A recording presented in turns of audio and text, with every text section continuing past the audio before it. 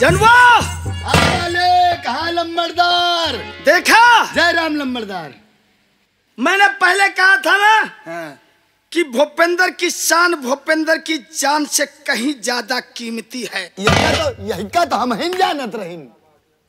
हाँ, यही का तो हम जनता ही रहीन। मिटा दिया सालों को, सर्वनाश कर दिया। अरे मालिक ऐसा में गिराओगे जैसे तमाम मुर्गा गिर गए हुए। लेकिन झंडू एक बात मेरी आंखों में भी तिनका की तरीके खटक रही है। बात? जी हाँ। अबे कौनो बियाद बाकी है का? रोशनी, जब से मैंने उसे तूफान की बाहों में देखा था वही दिन हम तो रहे। उसी रोज मैंने ये प्रतिज्ञा किया है कि रोशनी से शादी रचाने के लिए चाहे मुझे खून की होली खेलनी पड़े, मैं पीछे कदम नहीं हटाऊंगा। लेकिन समझ में नहीं आता कि ये मुनीम कैसे पटे।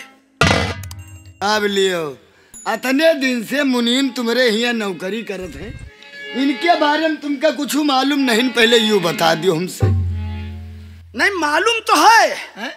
लेकिन ऐसे एकाएक बात डाल दूं और कहीं ना कर दे तो फिर ऊपर हटाना पड़ेगा। अरे ठकुरी बुद्धि लगाओ, ठकुरी बुद्धि। मतलब मुनीम है ना? मुनीम जी। अब मुनीम काहे के लालची होते?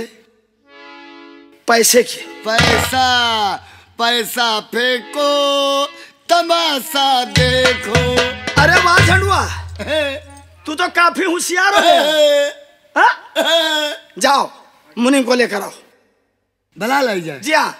मुझे हमका ना भाई वही मसाने को। क्यों? हम देखो मुनीम की जितना मस्का लगाना पड़े उतना लगा ले।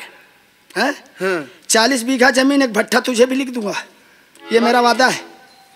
अब न लिखियो तो? अरे नहीं मालिक, हमका कुछ सक लागत है। अरे यार जमानत में पुनीत शर्मा भैया को डाल देंगे हम, तब तो विश्वास होगा तुझे।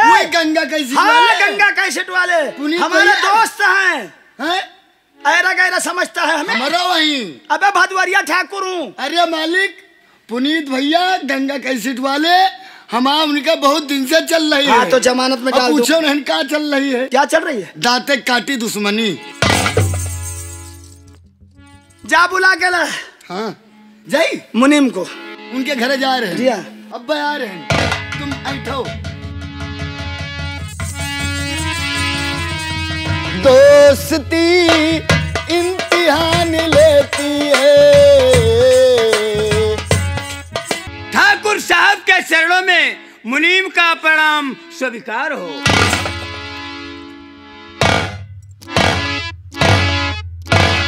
मुनीम। कहा ठाकुर साहब? तुमसे हमारी तबीयत आजाद खुश है। क्यों नहीं? ले आओ, बैठो हमारे पास, हमारे बगल में। क्या कहा? जी हाँ। हम तुम्हारे बगल बैठे? जी हाँ, हमारी कुर्सी पर बैठो। नहीं ठाकुर साहब, आप हमारे मालिक हैं और मैं आपका गुलाम हूँ। गुलाम। भला गुलाम अपने मालिक के बराबर बैठ सकता है? कैसा मालिक और कहाँ का गुलाम? जब नौकर जिम्मेदारी से काम करे तो वो नौकर नहीं बल्कि मालिक होता है। और आपने तो बहुत ही वफादारी से अपनी ड्यूटी ज्वाइन की है। क्यों नहीं? बैठो, आदेश है। ठाकुर साहब, अगर आप कहते हैं, आप मुझे हुक्म देते हैं, तो आपका हुक्म मैं कभी नहीं टाल सकता हूँ। आपके कहने से मैं कुर्सी पर बैठूंगा। लेकिन ये बताओ, आखिर इस खुशी का मतलब क्या है? बताओ बताओ बताओ। यह शर्मात हम वारे लम्बड़दार, वारे लम्बड़दार शर्माओ नहीं लागे। नहीं ले दहला खेल जाओ। झंडू तू मेरा पुराना मुलाजिम है और तू ये भी जानता है कि भूपेंद्र के कानों को ना सुनने की आदत नहीं है। कहीं ये बुढ़ा ना कर दिया तो साले को। हम बतियावा कुछ छेड़ा रहा है। अब नहीं ले दहला खेलो चट से। लगा दियो ठकुरी बुद्धि। दमाद फैलाऊ, दमाद। मालिश कर मालिश कर मालिश कर। और मुनीम जी, का जब तक तुम ये कुर्सी में नहीं बैठत रहो तब तक यह कुर्सी झुरात रही। बोलो आवाज देखो कतनी हरियर हरियर हो गई कुर्सी।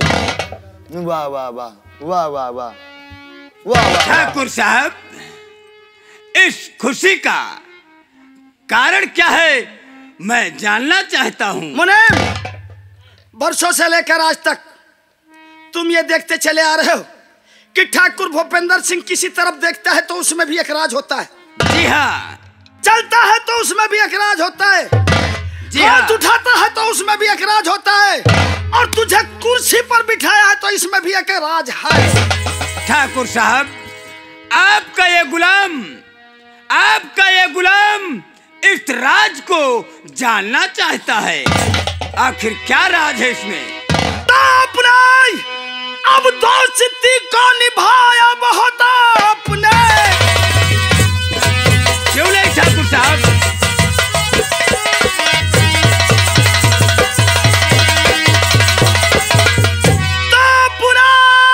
दोस्ती को अब निभाया बहुत, फूला दिल ना समाता अब हमारा जिगर। बात एक आपसे कहना ऊंचा है। मुझसे? आखिर क्या बात है, बताया जाए। बात एक आपसे कहना ऊंचा है, कहीं नाराज ना हो यही मुझको डर। बात एक आपसे कहना ऊंचा है।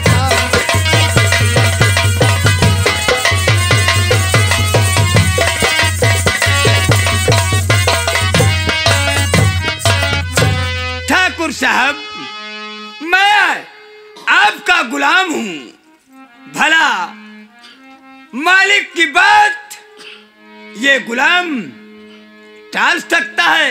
ऐसा कदाप नहीं हो सकता है। कृपा करके मुझे बताएं और साफ साफ बताएं। अब सुनो जो सुनाता हूं मैं। आपकी बेटी से अब शादी करना चाहूं। मेरी बेटी बस से? यही आखिरी मेरी फरियाद है।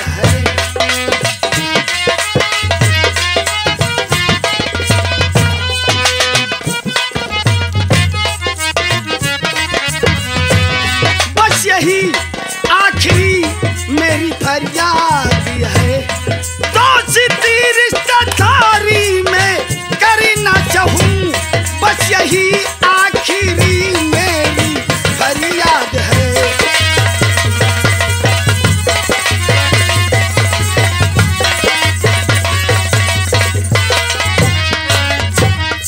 मुनीम, मैं वर्षों से देखता आ रहा हूं कि तू रोशनी के योग बर ढूंढ रहा है। कहीं घर मिलता है तो बर नहीं, कहीं बर मिलता है तो घर नहीं। इसलिए इस रायपुर रियासत में मुझसे खूबसूरत क्यों बजंडवा? बिल्कुल जैसे भैया फूल खिले। साले तू तो झस खराब कर देता है यार। हाँ भाई, गलत नहीं अबे बिहाया का फूल सबसे गड़बड़ होता है। गलत नहीं। गुलाब का फूल कहा कर, गुलाब का। स्पिरिट में बोली गई नहीं। इस भीट में नहीं, स्पीड। हाँ स्पिरिट में बोली गई लंबरदार। स्पिरिट में नहीं तो हम बेवकूफ। मुनीम जी जनता पढ़े लिखे। मुनीम, मुझसे खूबसूरत, मुझसे धनवान, मुझसे पैसे में ताकतवर क्यों नहीं? कोई नहीं मिलेगा। और ये भी वादा है कि कदाचित रोशनी के साथ तू मेरी शादी कर देगा तो मैं अपने तुझे आधे रियासत का मालिक बना दूंगा। क्या कहा? अगर हम अपनी बेटी रोशनी की शादी तुम्हारे साथ कर देंगे तो तुम मुझे आधे रियासत का अधिकार दे दोगे। मालिक बना दूंगा।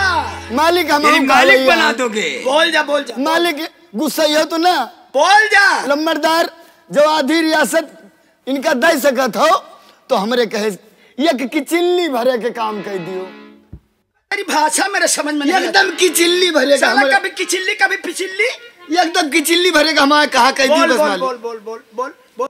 ये जौन वैसी गंगा कैसेट वाले भैया हैं उनके द्वारे जो भट्टा 3-4 ठे चढ़त है आगे, तो क्या हुआ? वो भट्टा अपन वाले दे दियो इनका, हमारी कहती से।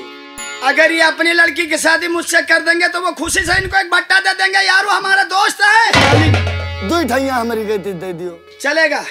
दे दियो। जी हाँ, ले लियो मुनीम जी। ठाकुर साहब, आपने तो हमारे मुंह की बात छीन ली। हम जहां कहीं देखता हूं, जहां पर घर मिलता है तो बर नहीं, और बर मिलता है तो घर नहीं। इससे अच्छा बर और इससे अच्छा घर मुझे और कहां मिलेगा? कहो मिलबे न करे। सही कहता है ठाकुर साहब, हम इस शादी से सहमत है। तो जाओ तैयारी करो। लेकिन अपनी बेटी रोशनी से एक बार पूछ तो लूं। गलती मत करना, क्योंकि ठाकुर भूपेंद्र 50 साल का है और वो साली अभी 20 साल की। इनकार जरूर करेगी, और तुम जानते हो कि भूपेंद्र की कानों को न सुनने की आदत नहीं है। क्यों नहीं? आगे सोच लो। ठाकुर साहब, अगर ऐसी बात है तो हम वादा करते हैं कि रोशनी की शादी होगी तो तुम्हारे साथ होगी, अन्यथा वो ताउमर तुम्हारी ही। शाबाश, जा सकते हो। मैं चलता हूँ। इजाजत। झंडू, नंबरदार, एक बात कही। एक भट्टा 40 बीघा जमीन तेरे नाम। अरे वाह रे मालिक, अरे वाह रे मालिक। मालिक, आज हम घर से निकलें तो भरी बाल्टी मिली तो रुक, फायदा रुक। अब तो हमें ऐसा लगता परेशान होकर तुझे नौकरी से ही निकालना पड़ेगा। काहे मालिक? अबे तू कहीं ऐसा ना हो कि कुछ कर बैठे और मैं किसी लायक ना रह जाऊं। का कुछ भवा का? अबे तू जहां पाता वही हाथ मार देता है। मालिक, हम का करी? हम जल्दी में निकली जात मालिक। और अब ये काम करबे, नहवोबे धोबे, दुल्हा हम बनोबे, सब चीज। हाँ, ये बात रहे। ऐसा दूल्हा बना। हाँ, नहवा, ऐसा दूल्हा नहवा धोवा के हिंदुस्तान में कपूर लगा के फिट फाट दूल्हा बनोबे। क्या करेगा? क्या करेगा? नहवा धोवा के कपूर लगा के फिट फाट दूल्हा। कपूर लगाया जाता है क्या? अरे वो सेंट का है ठीक है। सुन, खुशियां मनाओ, शराब पियो, ऐश करो, अय्याशी करो, और सब पर मेरी जिम्मेदारी है। खुशी के दिन आए, खुशियां मनाओ। मालिक, आज तुम जाम ही रहे हो है? अरे पूछो ना, 20 अंगुरी तो आगे हुआ है। झंडू, आज मैं बहुत खुश हूँ क्योंकि रोशनी मुझे मिल रही है। हाँ, और खुशी के हैं दिन आए। हाँ, खुशी के हैं दिन आए, और खुशी के हैं दिन आए, अब खुशियां मनाओ। खुशी के हैं दिन। कहीं नहीं, कहीं नहीं।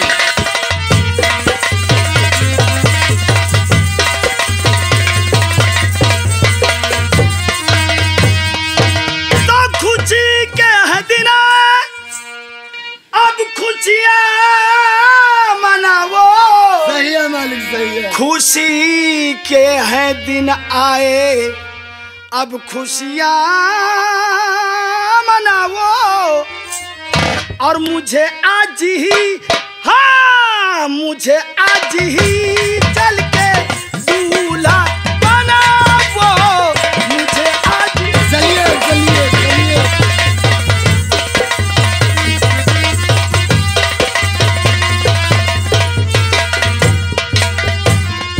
क्या बताऊं, मेरी बेटी रोशनी पता नहीं कहाँ है। दरबारी ये भी कहीं चले गए। ठीक है, हम रोशनी को आवाज लगाते हैं, शायद घर में चाय बनाती होगी। रोशनी, रोशनी कहाँ हो?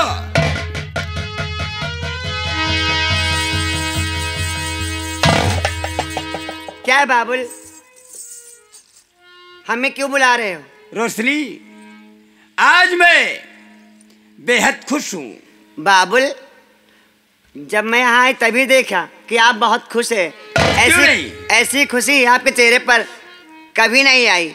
इसलिए बाबुल, मैं आपसे एक बात कहना चाहती हूँ। कहा बाबुल। कहा बेटी। अरे काहे खुशी दिलवा अपार हो, काहे खुशी दिलवा अपार हो, बाबू हमसे बताए। जरूर बताऊंगा बेटी, जरूर बताऊंगा कि किस लिए मैं खुश हूँ। काहे खुशी दिलवा अपार हो, बाबू हमसे बताए।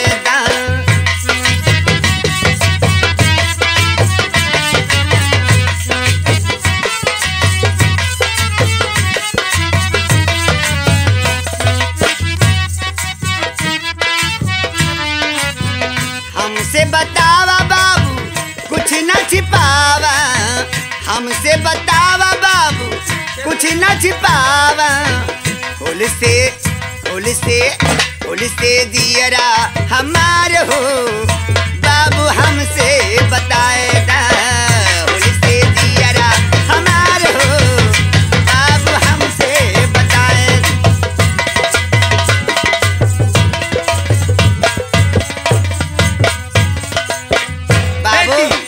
बेटी रोशनी, मैं यही सोच रहा था कि अगर हम अपनी बेटी से ये खुशी का समाचार बताऊंगा तो वो बेहद खुश होगी। पर बात क्या है बाबू, आप बताते क्यों नहीं? पहलिया से बुझा रहे हैं। बेटी रोशनी देखिए, अब तुम सयानी हो गई हो, शादी के योग्य हो चुकी हो, इसलिए हम चाहते हैं कि तुम्हारी शादी कर दे और हमारे सर का बोझ उतर जाए। पर बाबू, अभी मेरी शादी करने की उम्र नहीं है, अभी मैं पढ़ूंगी। ये तो बात सत्य है, लेकिन आज हम तेरी शादी तय करके आया हूँ। मेरी शादी? जी हाँ, मेरी शादी आपने तय कर दी? हाँ बेटी, इसीलिए तो मैं खुश हूँ। हमसे पूछा भी नहीं बेटी। पर बाबू, मेरी शादी कहाँ तय किया, किससे? बेटी, अगर तुम उसका नाम सुनोगी तो तुम खुशियों से फूली नहीं समाओगी। पर है कौन वो? उसका क्या नाम है? कहाँ पर मेरा रिश्ता तय किया है आपने? बेटी, आप इस रियासत के जमींदार भूपेंद्र सिंह को तो जानती हैं।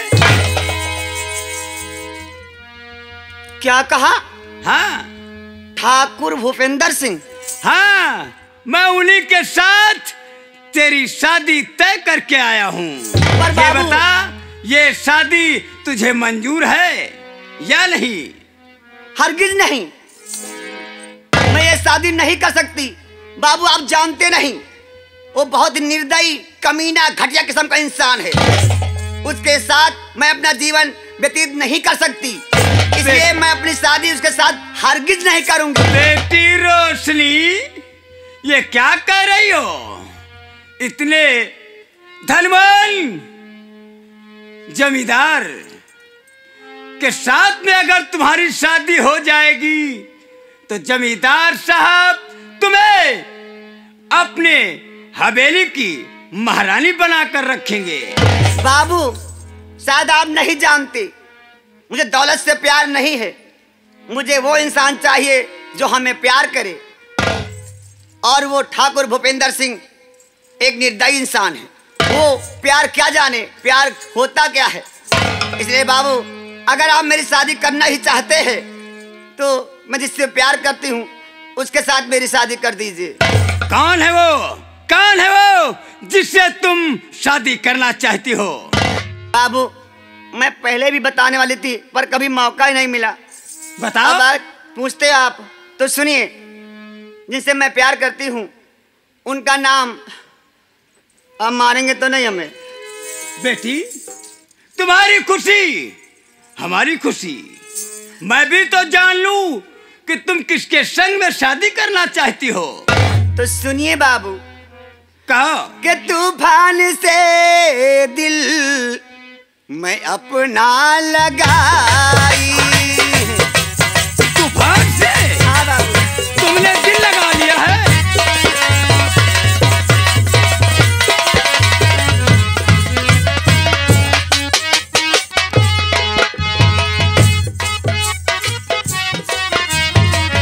तूफान से दिल मैं अपना लगाई, सही साफ कहती नहीं कुछ छिपाई। तुम तूफान से शादी करना चाहती हो? जी बाबू। सुन हमारी बात, ये शादी हरगिज नहीं होगी। तुम्हें शादी करना है तो रायपुर के जमींदार भूपेंद्र सिंह के साथ करना है। नहीं करूंगी शादी उनके साथ। मैं तेरा पिता हूँ, मैं तुझे समझा रहा हूँ, और मेरी आदत को तो तू जानती है कि मैं क्या से क्या कर सकता हूँ। आप चाहे तो मुझे मार डाले, चाहे जीवित छोड़े, पर मैं उस कमीने के साथ कभी ब्याह नहीं रचाऊंगी। शादी करूंगी तो सिर्फ तूफान से, अन्यथा सारी जिंदगी कुमारी रहूंगी। क्या कहा तू? मेरी बात को इनकार करती है, और मैं कहता हूँ ये बात तुझे हाँ करना पड़ेगा। कभी नहीं, मर जाऊंगी पर हाँ नहीं करूंगी। क्या कहा मर जाएगी? हाँ। आज मैं तुझे मार ही डालूंगा। इसे देख रही हो? इसे देख रही हो? जिसके बदन पर ये चलता है ना को हाँ में बदल देता है। इसलिए अभी मैं सीधे तरह तुझे समझा रहा हूं, मेरी बात मान जा, वरना वही हाल करूंगा बाबू जो आज तक तेरे साथ मैंने नहीं किया है। कह दिया हमने कई बार है, शादी उसके साथ में करने से इनकार है। क्या कहा? हाँ।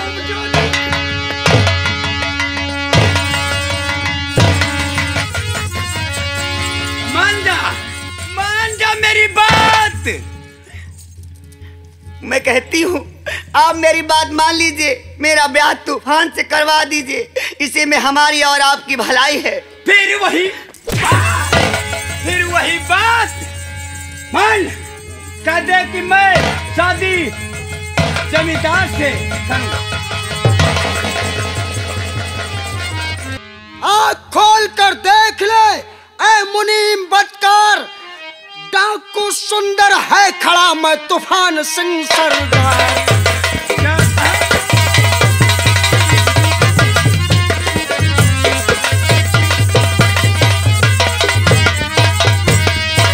और डाकू सुंदर है खड़ा, मैं तूफान सिंह सरदार।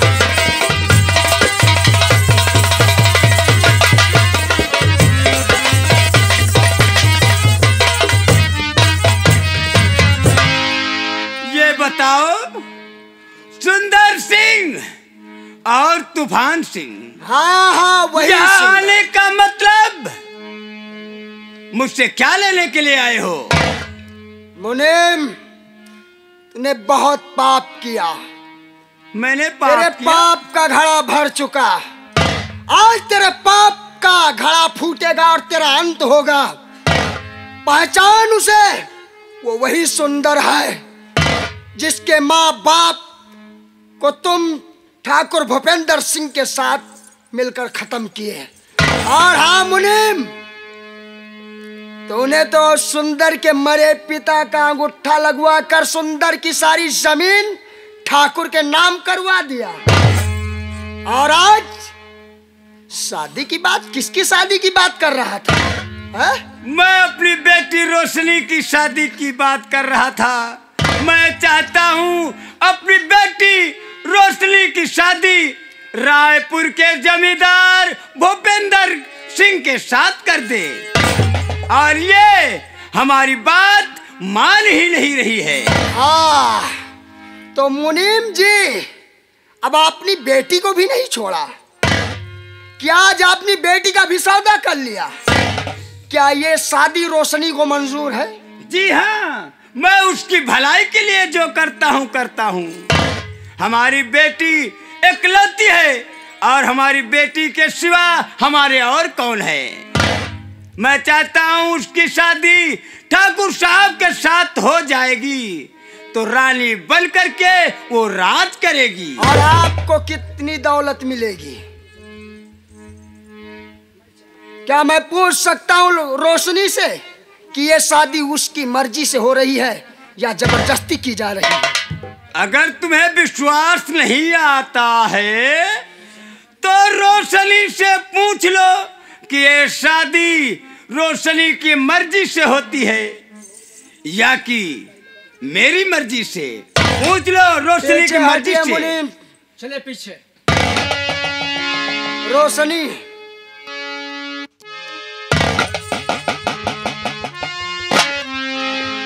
रोशनी सही सही बता। रोशनी, ये शादी तुम्हारी मर्जी से हो रही या तुम्हारा बाप जबरदस्ती कर रहा है? नहीं, ये शादी मेरी मर्जी से नहीं हो रही है। नहीं नहीं नहीं।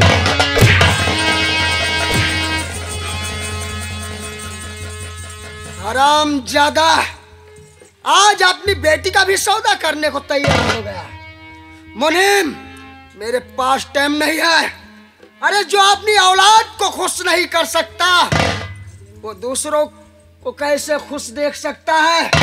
सुंदर भाई, क्या बात? यही है तुम्हारे बाप और माँ का कातिल। और तुम्हारी जितनी जमीन थी तुम्हारे मरे हुए पिता का अंगूठा लगवा कर सारी जमीन अपने नाम करवा लिया। क्यों नहीं? तुफान, मुझे माफ कर दो, मैंने कुछ नहीं किया है। जो कुछ मैंने किया है जमींदार भूपेंद्र सिंह के कहने पर किया है। रामजादे, तूने दो मासूम को एक डाकू बनने पर मजबूर कर दिया। आज हम दोनों डाकू बने हैं, अनाथ हैं, तो सिर्फ इसके जिम्मेदार तुम और ठाकुर भूपेंद्र सिंह हैं। और ऐसे दरिंदों को कसम खाया हूँ, जिंदा नहीं छोड़ूंगा। मरने के लिए तैयार हो जा मुनीम। नहीं,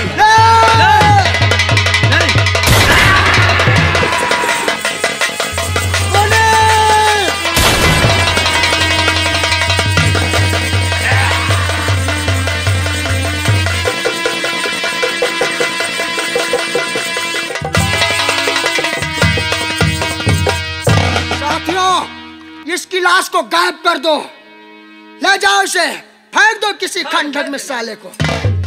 इसके मांस को जब कौए चील नोच नोच कर कुत्ते खाएंगे तभी मेरे भैया और भाभी की आत्मा को शांति मिलेगी।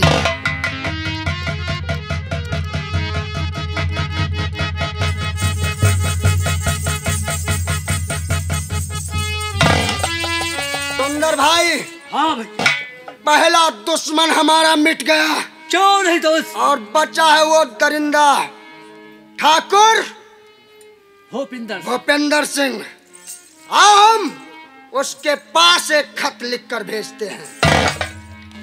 जाओ साथियों, कागज और कलम लेकर आओ।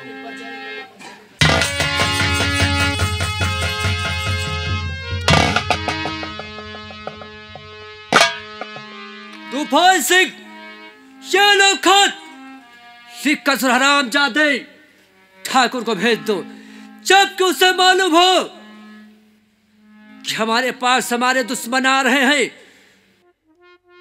ठाकुर भूपेंद्र सिंह, आपको मालूम हो कि मैंने तुम्हारे मुनीम को मौत के घाट उतार दिया और मैं कसम खाया हूं कि कल सूरज अस्त होने से पहले तुम कहीं भी छुप जाओ, यहां तक कि जमीन आसमान एक कर दूंगा।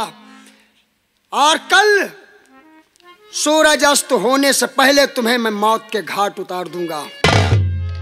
दस्तखत डाकू सुंदर सिंह व तूफान सिंह।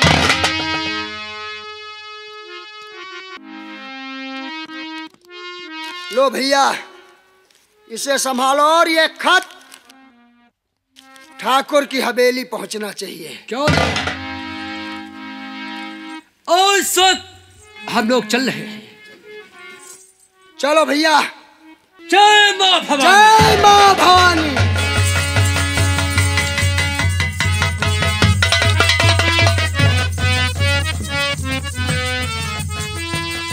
ठहरो। तूफान सिंह, हमें छोड़कर कहाँ जा रहे हो? कौन तूफान? किसका तूफान? आप कौन हैं? आपको तो मैं नहीं जानता। आप हमें नहीं पहचानते। आज वो दिन आया कि आप हमें भूल गए। कौन? तूफान से तुम्हारा क्या रिश्ता है? मैं जानती हूँ कि आप हमसे नाराज हैं, पर इसका ये मतलब नहीं कि इतना नाराज है कि हमें देखना भी पाप समझते हैं। हमें देखते भी नहीं। इतनी बड़ी कौन सी गलती किया जिसकी इतनी बड़ी सजा दे रहे हैं हमें आप? नहीं नहीं रोशनी, गलती तुमने नहीं, गलती हमने किया। जो तुम पर विश्वास करके तुमसे दिल लगा बैठा, और मुझे मालूम नहीं था कि तुम मेरे साथ इतना बड़ा धोखा करोगी। कौन रोशनी? उसी दिन रोशनी मेरे लिए मर गई और रोशनी के लिए मैं मर गया। जिस दिन थाने में जाकर इंस्पेक्टर के साथ और मुझे एक बलात्कारी साबित किया, वो रोशनी नहीं नहीं। हाँ, मैंने गुनाह किया है, लेकिन कभी आपने पूछा कि हमने ये गुनाह क्यों किया? क्या जो कुछ देखा और जो मेरे कानों ने सुना, क्या वो सच नहीं है? जो और कुछ मैं तुमसे पूछूं? नहीं, जो कुछ आपने देखा और सुना वो कुछ भी सच नहीं। वो सब एक दिखावा था। सच जानना चाहते हो? क्या सच सुन सकते क्या हो? सच है रोशनी? क्या सच है? तूफान सिंह, मैं जानती थी अगर इस राज को तुम जान गए तो तुम्हारे दिल को ठेस पहुंचेगी। इसलिए हमने अपने कलेजे पर पत्थर रखकर इस राज को अपने सीने में दफन कर लिया था। कौन सा राज है रोशनी? किस राज की बात कर रही हो तुम? है एक राज। सुनना चाहते हो तो सुनो। उस दिन हमने ऐसा क्यों किया? क्यों किया? ठाकुर भूपेंद्र सिंह तुम्हारी भाभी को, जिसे तुम अपनी भाभी माँ समझते, उसे अपनी हवेली उठवा ले गया था। और मैंने देखा, मेरे कानों में आवाज पड़ी तो मैं दौड़ती भागती हुई हवेली पहुंची। देखा कि वहां ठाकुर भूपेंद्र सिंह तुम्हारी भाभी के साथ जबरदस्ती कर रहा था और तुम्हारी भाभी रोती बिलखती चिल्ला रही थी। जब हमने ठाकुर भूपेंद्र सिंह के आगे हाथ जोड़कर विनती किया और कहा कि इन्हें छोड़ दो, तो उस जालिम ने हमारे आगे एक शर्त रख दी थी। कौन सी शर्त रोशनी? उस नीच ने कहा, अगर तुम मेरे साथ चलकर थाने में ये कह दो कि तूफान सिंह ने मेरी असमत लूटी है, तो मैं तुम्हारी भाभी को छोड़ सकता हूँ। अब तुम ही बताओ, हमारे पास कौन सा रास्ता था? मैं किसे अपनाती? तुम्हारी भाभी को बचाती या अपने आप को बचाती? बस रोशनी बस, तुमने मेरी भाभी माँ की इज्जत बचाने के लिए अपने प्यार का सौदा उस जमींदार से की। हाँ, तुम्हारी भाभी की इज्जत बचाने के लिए हमने अपने प्यार को कुर्बान कर दिया। रोशनी और मुझे तुम हमें आज भी दोषी समझते हो। क्या हमने कोई गुनाह किया है? क्षमा कर दो रोशनी मुझे, मैं तुम्हें गलत समझता रहा। ओ सराम जादे, ठाकुर भूपेंद्र सिंह की औकात रोशनी देखना आज। चलो मेरे साथ, मैं उस दरिंदे को जिंदा नहीं छोड़ूंगा। और रोशनी? हाँ, इस दिन का तो हमें भी इंतजार है। जिस दिन उस नीच का इस संसार से खात्मा होगा, उसी दिन मेरे दिल को सुकून मिलेगा। चलो। और रोशनी?